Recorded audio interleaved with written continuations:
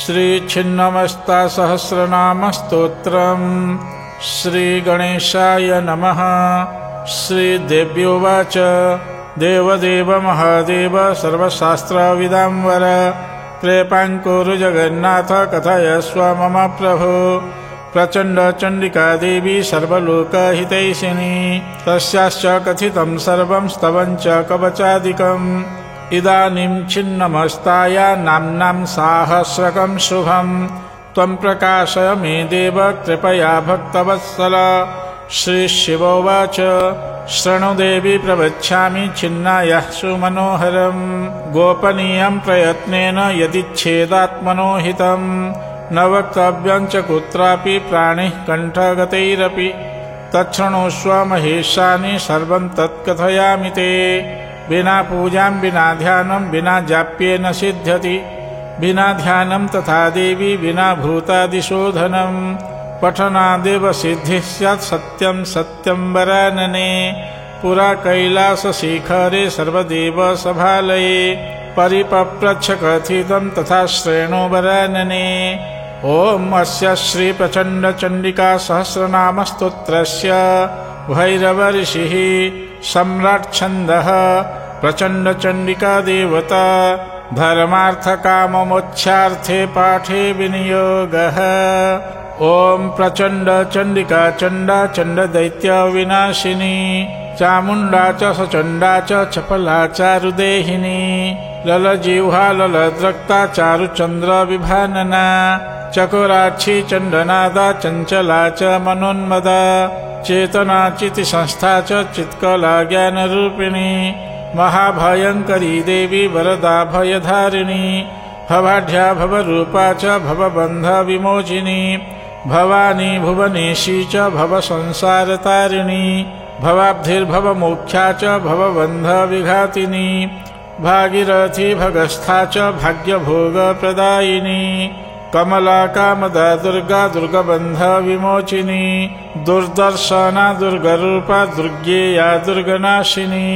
दीनदुःखहरा नित्या नित्यशोकविनाशिनी नित्यानन्दमया देवी नित्यं कल्याणकारिणी सर्वार्थसाधनकरी सर्वसिद्धिस्वरूपिणी सर्वक्षोभणशक्तिश्च सर्वविद्राविणी पर सर्वरञ्जनशक्तिश्च सर्वोन्मादस्वरूपिणी सर्वदा सिद्धिदात्री च सिद्धविद्यास्वरूपिणी सकला निष्कला सिद्धा कलातीता कलामयी कुलज्ञाकुलरूपा च चक्षुरानन्ददायिनी कुलीना सामरूपा च कामरूपा मनोहरा कमलस्था कञ्जमुखी कुञ्जरेश्वरगामिनी कुलरूपा कोटराक्षी कमलेश्वर्यदायिनी कुन्तिका कुद्मिनी कुल्ला कुरुकुल्ला करालिका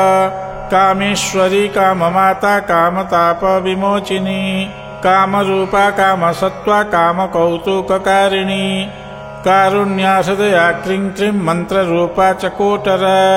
कौमोदकी कुमुदिनी कैवल्या कुलवासिनी केशवी केशवाराध्या केशिदैत्यनिषोदिनी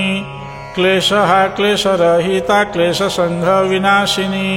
कराली च करालास्या करालासुरनाशिनी करालचर्मासीधरा करालकलनाशिनी कङ्किनी कङ्कनीरता कपालवरधारिणी खड्गहस्ता त्रिनेत्रा च खण्डमुण्डासिधारिणी खलहा खलहन्त्री च क्षरन्ती खगता सदा गंगा गौतम पूज्या च गौरी गन्धर्ववासिनी गन्धर्वा गगणाराध्या गणा गन्धर्वसेविता गणत्कार गणादेवी निर्गुणा च गुणात्मिका गुणता गुणदात्री च गुणगौरवदायिनी गणेश माता गंभीरा गगणा ज्योतिकारिणी गौरांगी च गयागम्या गौतमस्थानवासिनी गदाधर प्रिया ज्ञेया ज्ञानगम्या गुहेश्वरी गायत्री च गुणवती गुणातीता गुणेश्वरी गणेश जननी देवी गणेश वरदायिनी गणाध्यक्ष सुता नित्या गणाध्यक्ष प्रपूजिता गिरीश रमणी देवी गिरीश परिवंदिता गतिदा गतिहा गीता गौतमी गुरुसेविता गुरुपूज्या गुरुयुता गुरुसेवन तत्परा गन्धद्वारा च गन्धाढ्या गन्धात्मा गन्धकारिणी गिर्वाणपति सम्पूज्या गिर्वाणपति तुष्टिदा गिर्वाणाधीशरमणि गिर्वाणाधीशवन्दिता गिर्वाणाधीश संसेव्या गिर्वाणाधीश हर्षदा गानशक्तिर्गानगम्या गानशक्तिप्रदायिनी गानविद्या गानसिद्धा गानसन्तुष्टमानसा गानातीता गानगीता गानहर्ष प्रपूरिता गन्धर्वपति संश्रेष्टा गन्धर्वगुणमण्डिता गन्धर्वगणसंसेव्या गन्धर्वगणमध्यगा गन्धर्वगणकुशला गन्धर्वगणपूजिता गन्धर्वगणनिरता गन्धर्वगणभूषिता घर्घरा घोररूपा च घोरघोर्घरनादिनी घर्मबिन्दु समुद्भूता घर्मबिन्दुस्वरूपिणी घण्टारवा घनरवा घनरूपा घनोदरी घोरसत्त्वा च घनदा घण्टानादविनोदनी घोरचाण्डालिनी घोरा घोरचण्डविनाशिनी घोरदानवदमनी घोरदानवनाशिनी घोरकर्मादिरहिता घोरकर्मनिसेविता घोरतत्त्वमयी देवी घोरतत्त्वविमोचनी घोरकर्मादिरहिता घोरकर्मादिपूरिता घोरकर्मादिनिरता घोरकर्मप्रवर्धिनी घोरभूतप्रमथिनी घोरवेतालनाशिनी घोरदावाग्निदमनी घोरशत्रुनिषोदिनी घोरमन्त्रयुता चैव घोरमन्त्रप्रपूजिता घोरमन्त्रमनोभिज्ञा घोरमन्त्रफलप्रदा घोरमन्त्रनिधिश्चैव घोरमन्त्रकृतास्पदा घोरमन्त्रेश्वरी देवी घोरमन्त्रार्थमानसा घोरमन्त्रार्थतत्त्वज्ञा घोरमन्त्रार्थपारगा घोरमन्त्रार्थविभवा घोरमन्त्रार्थबोधिनी घोरमन्त्रार्थनिचया घोरमन्त्रार्थजन्मभुः घोरमन्त्रजपरता घोरमन्त्रजपोद्यता ओङ्कारवर्णानिलया ओङ्काराक्षरमण्डिता ओङ्कारापररूपा ओङ्काराक्षररूपिणी चित्ररूपा चित्रनाडी चारुकेशी चयप्रभा चञ्चला चञ्चलाकारा चारुरूपा च चण्डिका चतुर्वेदमयी चण्डा चण्डालगणमण्डिता चाण्डालच्छेदिनी चण्ड तपोनिर्मूलकारिणी चतुर्भुजा चण्डरूपा चण्डमुण्डविनाशिनी चन्द्रिका चन्द्रकीर्तिश्च चन्द्रकान्तिस्तथैव च चन्द्रास्या चन्द्ररूपा च चन्द्रमौलीस्वरूपिणी चन्द्रमौलीप्रिया चन्द्रमौलीसन्तुष्टमानसा चकोरबन्धुरमणि चकोरबन्धुपूजिता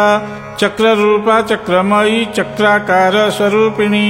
चक्रपाणिप्रिया चक्रपाणिप्रीतिप्रदायिनी चक्रपाणिरसाभिज्ञा चक्रपाणिवरप्रदा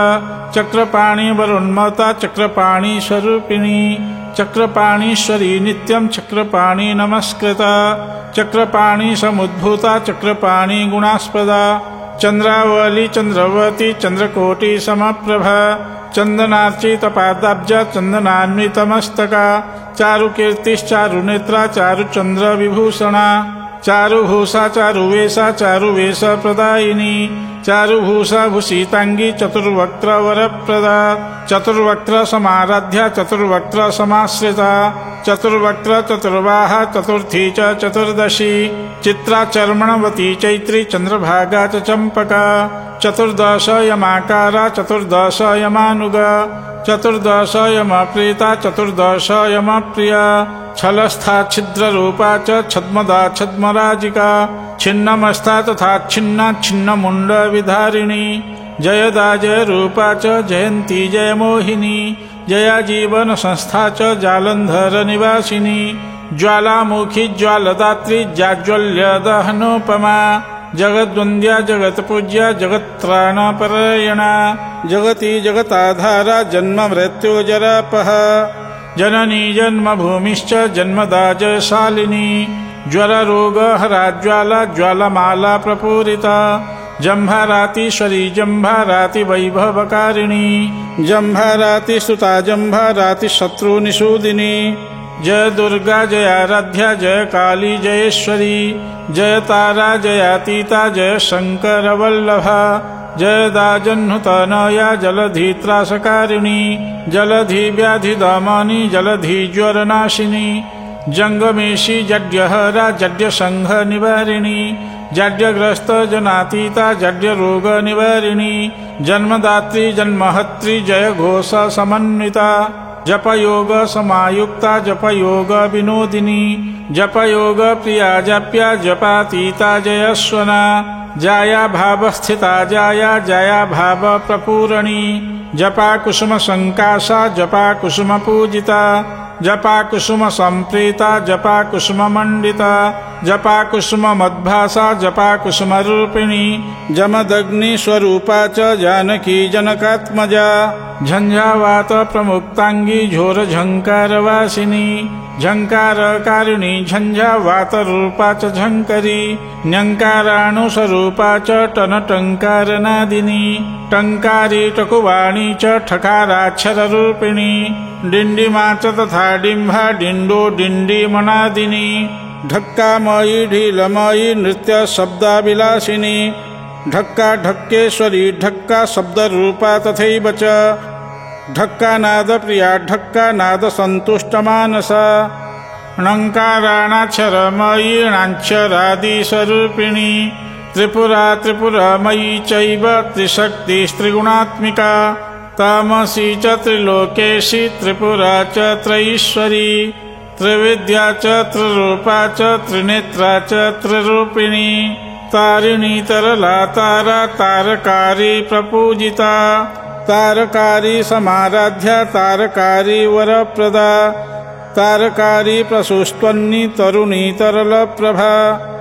त्रिरूपा च त्रिपुरगा त्रिशूलवरधारिणी त्रिशूलिनी तंत्रमयी तंत्रशास्त्र विशारदा तंत्ररूपा तपोमूर्तिस्तंत्र मंत्र स्वरूपिणी तडितड्डिल्लत्ताकारा तत्त्वज्ञान प्रदायिनी तत्त्वज्ञानेश्वरी देवी तत्त्वज्ञान प्रबोधिनी त्रयीमयी त्रयीसेव्या त्रच्छरी त्रच्छरेश्वरी तापविध्वंसिनी ताप संघ निर्मूलकारिणी त्रासकर्त्री त्रासहर्त्री त्रासदात्री च त्रासः तिथिशा तिथिरूपा च तिथिस्था तिथिपूजिता तिलोत्तमा च तिलदा तिलप्रेता तिलेश्वरी त्रिगुणा त्रिगुणाकारा त्रिपुरी त्रिपुरात्मिका त्रिकुटा त्रिकुटाकारा त्रिकुटाचलमध्यगा त्रिजटा च त्रिनेत्रा च त्रिनेत्रवरसुन्दरी तृतीया च त्रिवर्षा च त्रिविधा त्रिमतेश्वरी त्रिकोणस्था त्रिकोणेशी त्रिकोणयन्त्रमध्यगा त्रिसन्ध्या च त्रिसन्ध्यार्च्या त्रिपदा त्रिपदास्पदा स्थानस्थिता स्थलस्था च धन्यस्थलनिवासिनी थकाराक्षररूपा च स्थलरूपा तथैव च स्थूलहस्ता तथा स्थूला स्थैर्यरूपा प्रकाशिनी दुर्गा दुर्गार्तिहन्त्री च दुर्गबन्ध विमोचिनी देवी दानवसंहन्त्री धनुज्येष्ठ निषूदिनी दारापत्यप्रदा नित्या शङ्करार्धाङ्गधारिणी दिव्यांगी देवमाता च देवदुष्ट विनाशिनी दीनदुःखहरा दीनतापनिर्मूलकारिणी दीनमाता दीनसेव्या दीनदम्भ विनाशिनी धनुजध्वंसिनी देवी देवकी देववल्लभा दानवारी प्रिया दीर्घा दानवारी प्रपूजिता दीर्घस्वरा दीर्घतनुर्दीर्घदुर्गतिनाशिनी दीर्घनेत्रा दीर्घचक्षुर्दीर्घकेशी दिगंबर दिगंबर प्रिया दंता दिगंबर स्वरूपिणी दुःखहीना दुःखहरा दुःखसागरतारिणी दुःखदारिद्र्यशमानी दुःखदारिद्र्यकारिणी दुःखदा दुःसहा दुष्टखण्डनैक स्वरूपिणी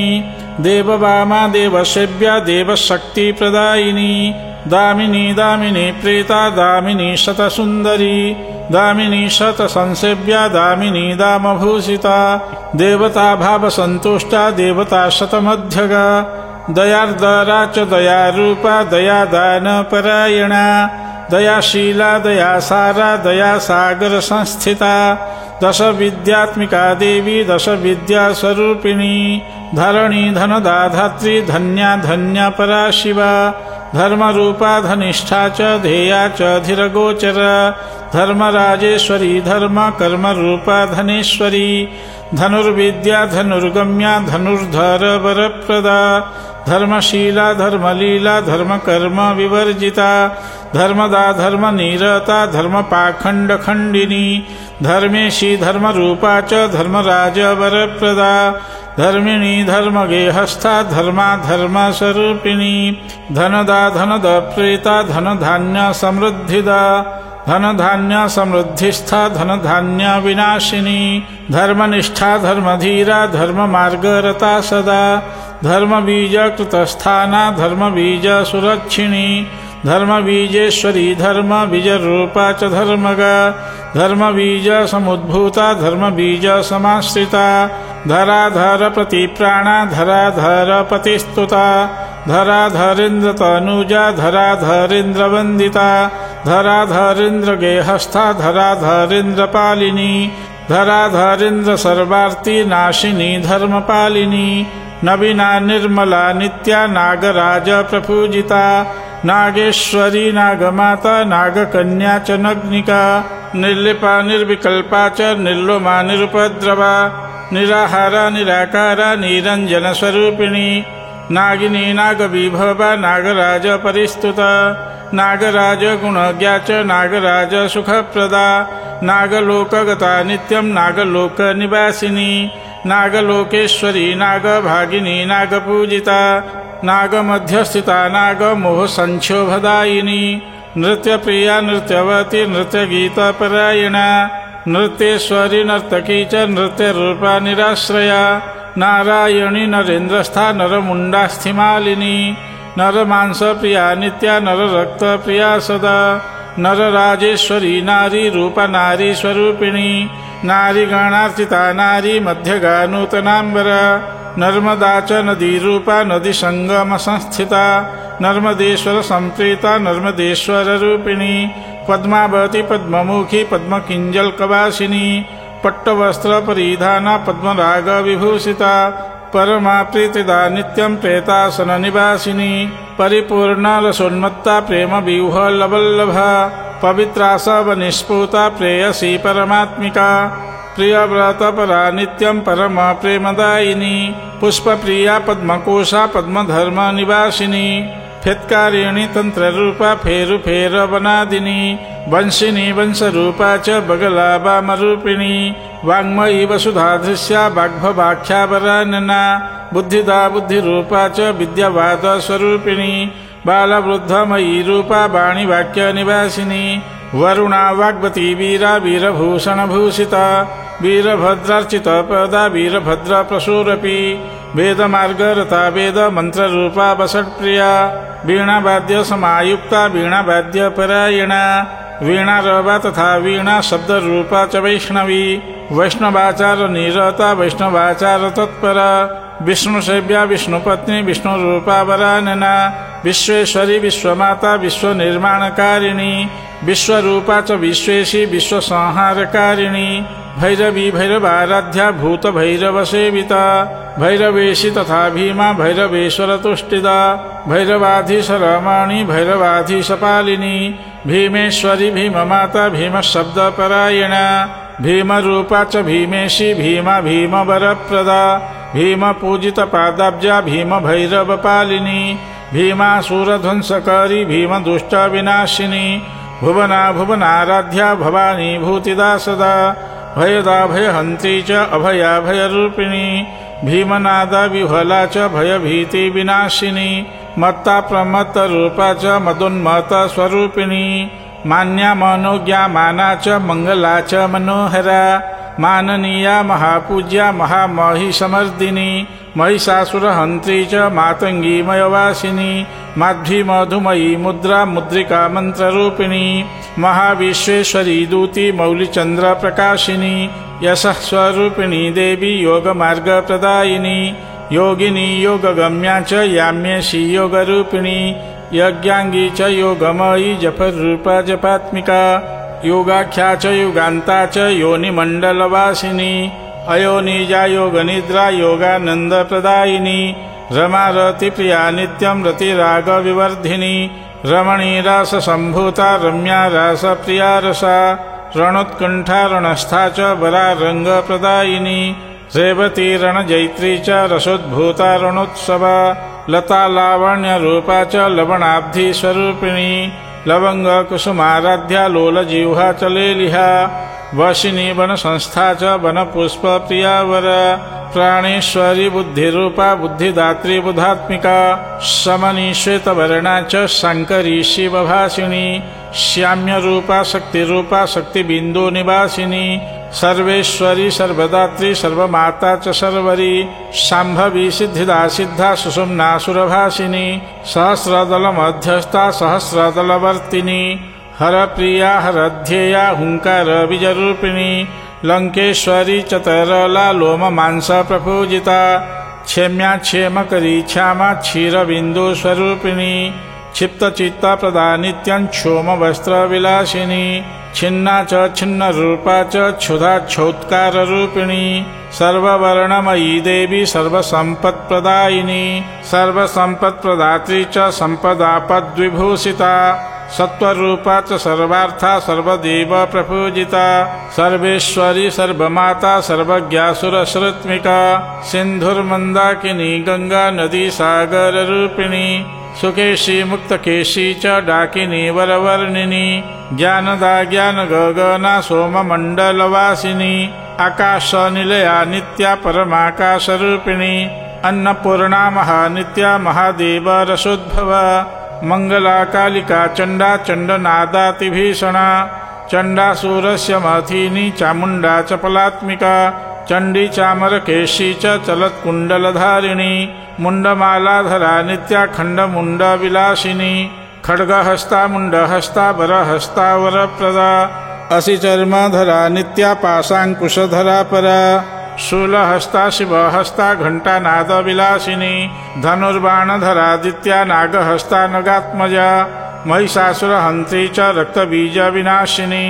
रक्तरूपा रक्तगा च रक्तहस्ता भयप्रदा असिता च धर्मधरा पाशांकुशधरा परा धनुर्बाणधरा नित्या धूम्रलोचननाशिनी परस्था देवतामूर्तिः सर्वाणि शारदा परा नानावर्ण विभूषांगी नानाराग समापिनी पशुवस्त्र परिधान पुष्पायुधधर परा मुक्तरंजितमालाढ्या मुक्ताहार विलासिनी स्वर्णकुंडलभूषा च स्वर्णसिंहासनस्थिता